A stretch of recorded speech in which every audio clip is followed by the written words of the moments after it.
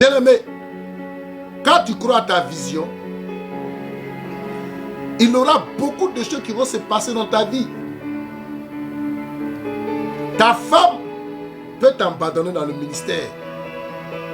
Ou ta femme peut t'abandonner dans les démarches de ce que tu veux réaliser. Ton mari peut t'abandonner. Tes propres enfants que tu as mis au monde peuvent te quitter.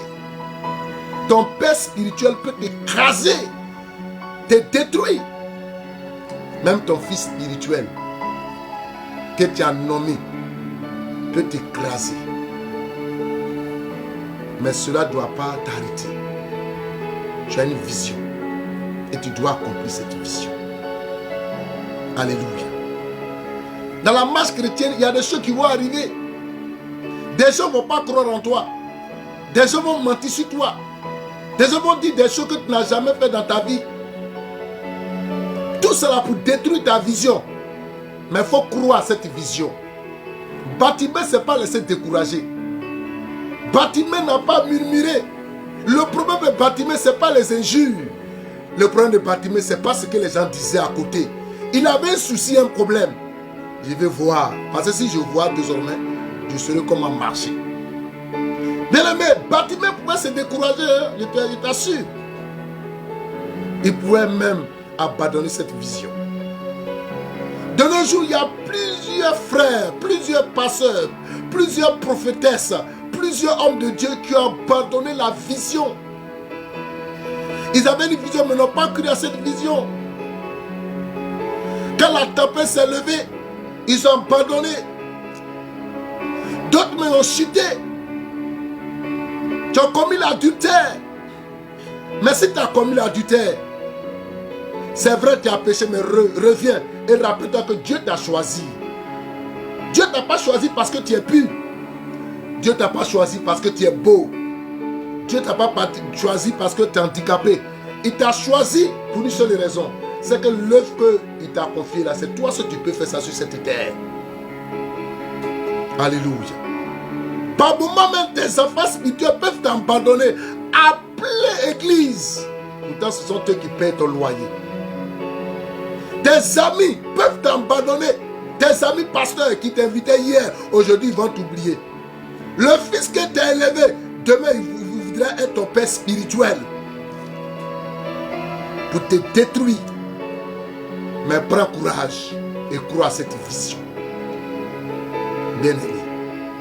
Dans la Bible, on a vu le cas d'Élie, le prophète. L'homme qui parle au ciel et le feu descend. L'homme qui arrête la pluie pendant 3 ans et demi. Mais la Bible dit, arrivé à un certain moment, Israël était ingrat envers cet homme.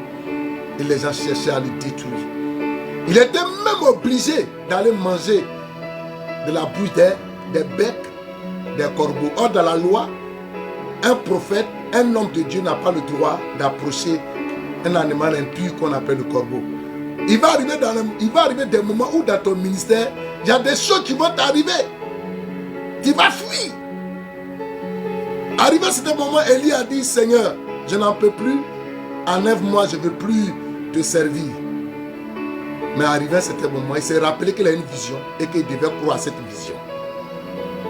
Et la Bible nous dit, quand il a repris confiance, il est retourné chez Akab pour lui dire aujourd'hui, on saura entre vous et moi qui adore le véritable Dieu. Et vous connaissez la suite. Il a été vainqueur devant tout ce peuple-là. Parce qu'il a repris confiance. Bien-aimé, crois à ta vision. Frère, crois à ta vision. Il faut croire à ta vision. Plusieurs personnes ont des visions. Je veux devenir tel, je veux devenir tel. Ce n'est pas ça le problème. Il aura sur ton chemin les tueurs de vision.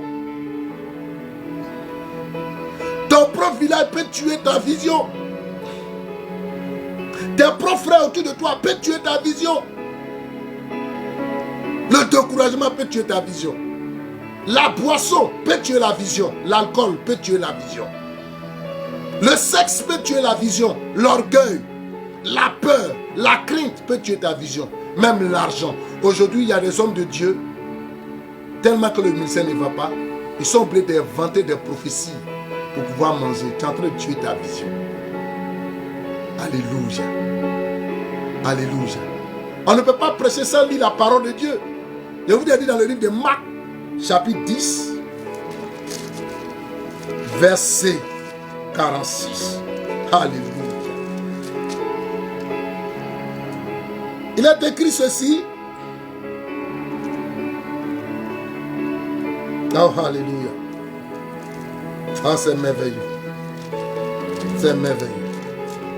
C'est merveilleux. Quand je regarde la vie de Bartimée, ma foi remonte encore. Alléluia. Marc 10, verset 46. Il arrivait à Jéricho. Et lorsque Jésus en sortit avec ses disciples et une assez grande foule, le fils de Timée, Bartimée, mendiant aveugle, était assis au bord du chemin. Il attendit que c'était Jésus de Nazareth et il s'est mis à crier, fils de David, aie pitié de moi. Plusieurs le reprenaient pour le faire taire, c'est-à-dire tuer sa vision, le faire douter de la vision qu'il avait. Mais il criait. La Bible, il criait beaucoup plus fort. Fils de David, aie pitié de moi. Jésus s'arrêta. Personne ne va croire à ta place. La Bible dit tellement insisté. Jésus s'arrêta et dit, appelez-le. Il appelait l'aveugle en lui disant, prends courage. Lève-toi. Il appelait l'aveugle. L'aveugle jetait son manteau et se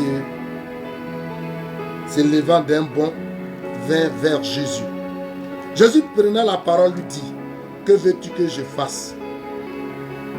Rabouni lui répondit, l'aveugle, que je recouvre la vue. Et Jésus lui dit, va, ta foi t'a sauvé. Aussitôt il recouvrait la vue et suivit Jésus dans le chemin. Quelle hauteur d'esprit. Jésus lui pose la question, qu'est-ce que tu veux? Il pouvait dire, tue tous mes ennemis. Mais il était constant. Frère, Dieu t'a appelé. Marche selon la volonté de Dieu. Ne regarde pas tout ce qui est autour de toi. Crois à cette vision. Quand tu vas croire à cette vision, les gens seront étonnés. Et les gens diront véritablement, Dieu t'a appelé. Même quand tu iras dans le ministère, Jésus a choisi l'apôtre Pierre comme chef des apôtres. Bien-aimé. Mais il y a un autre qu'on appelle Paul, qui a entendu parler de Jésus, mais qui ne l'a jamais vu. Peut-être en vision. Mais la Bible que Paul, tellement Dieu l'utilisait, son ministère a dépassé les frontières. Pourtant, le chef des apôtres qu'on appelle Pierre, son ministère n'a pas dépassé les frontières. Mais ça n'a pas découragé Pierre. Il a accompli sa mission. Les fils que tu as formés vont t'abandonner. Ceux qui te soutiennent dans le ministère vont te laisser tomber. Tes parents qui ont des moyens peuvent ne pas t'aider. Sur le chemin de ta vision, tu peux perdre ton père, tu peux perdre ta mère. L'école peut s'arrêter. Mais ça ne doit pas t'empêcher de croire ce que Dieu a mis en toi. Il y a des gens, après scolarité, ont perdu leur père, leur mère. Et la famille a tourné le dos, mais ils n'ont plus courage. Ils ont continué, ils ont réussi sur cette terre. Il y a des femmes qui ont eu beaucoup d'enfants et l'homme a abandonné. Mais elles ont vendu. Elles ont scolarité leurs enfants. Aujourd'hui, les enfants ont réussi parce qu'elles croyaient à cette vision. Ce petit message, c'est pour te dire, crois à ta vision. Tu as une vision, c'est, mais une autre, c'est de croire à cette vision. Sache qu'il y a des tueurs de vision. Il y a des gens qui vont venir te décourager. Ton entourage, même la santé va te décourager. Par moment, tu es malade et tu te dis que Dieu ne peut pas te guérir. Frère, Jésus guérit. Par moment, tu dors dans le coin qui n'ont même pas de visage. Et quand tu regardes l'environnement, tu te dis, est-ce qu'un jour Dieu peut faire quelque chose? Bartimée croyait plutôt. Il n'a pas regardé son état, mais il savait